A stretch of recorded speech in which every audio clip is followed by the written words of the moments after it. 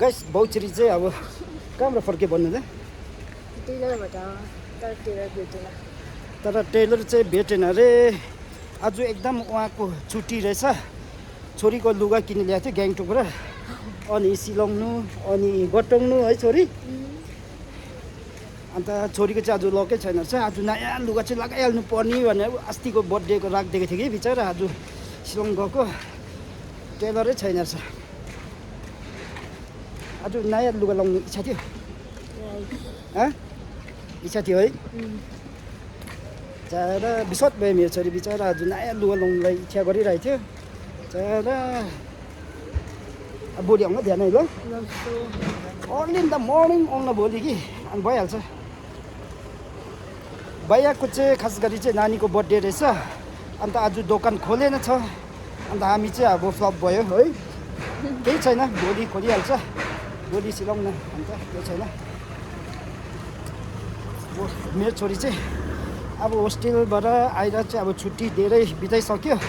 कति तारिक लाग्छ अब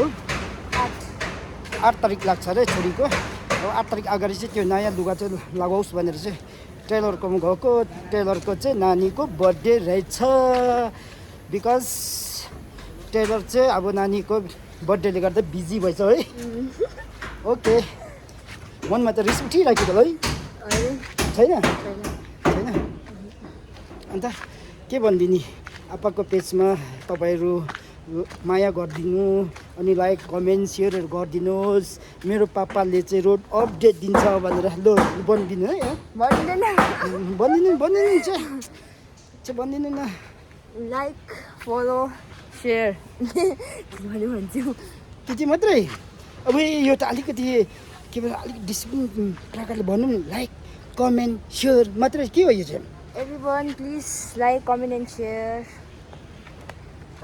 कसको पेजमा